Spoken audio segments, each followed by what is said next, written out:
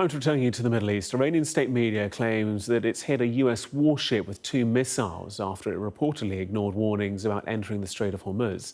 However, the American news website Axios is citing a senior US official that's allegedly denied those claims. Let's bring in our Middle East commentator Tara Kangali, who's here. Tara, what's the latest from your perspective? Good morning, Gareth.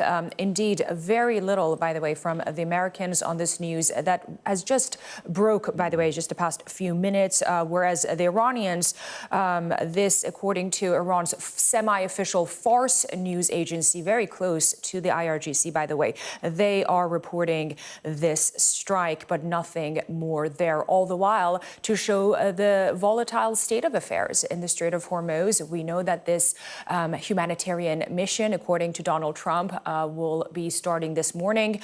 We really don't know much about the details of it. I reread Donald Trump's statement on Truth Social as to what his Project Freedom would look like. And something that stood out to me, Gareth, is that he did not talk about the how of this operation. And I think that's the danger.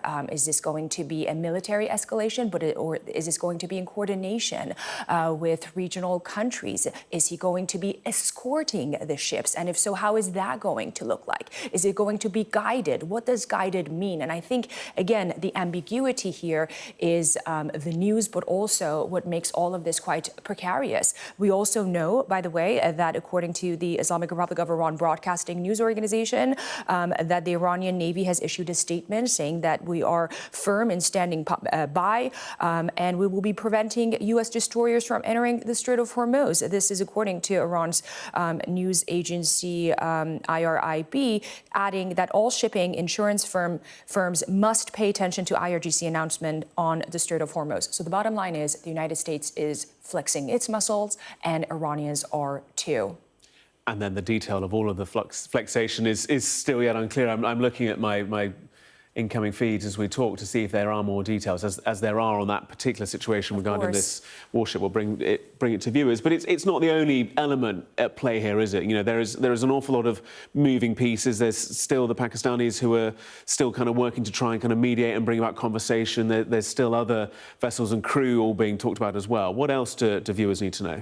Indeed. Another point is that in tandem to all the movement in the Strait of Hormuz, we have diplomatic engagements ongoing. So if you remember, Iranians sent a proposal to the United States. President Trump said that we're reviewing it. Apparently, this according to the Iranian Foreign Ministry spokesperson today, this morning, saying that we are reviewing the new proposal from the United States. So all the while, all of this movement is happening in the Strait of Hormuz that may prompt us to see a form of escalation or confrontation of sort. We're also seeing diplomatic engagement happening behind the scenes. And as you mentioned, Pakistan is indeed playing a huge role there. And speaking of Pakistan, the foreign minister of the country just hours ago today said that the crew members of Tuska vessel, if you remember, Gareth, back mid-April, April 20th, I believe, that vessel, the Iranian vessel, was seized by the United States during, the blockade.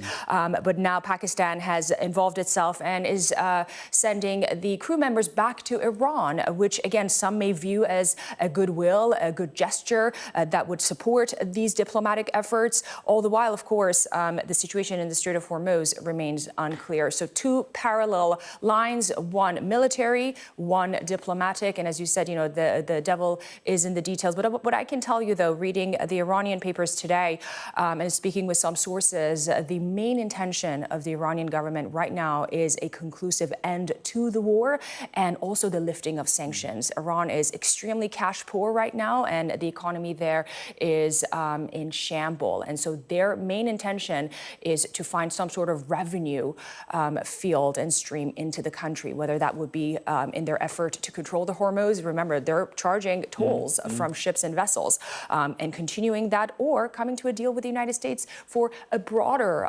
financial relief. That is a huge intention when you look at what Iranians want. I guess ultimately, considering just how crippled the economy has been by the sanctions, any reported tolls is kind of a drop in the ocean to what it really needs. It is the sanctions ultimately. Absolutely, right. Absolutely. Tara, good to have you with us. Thank you so much.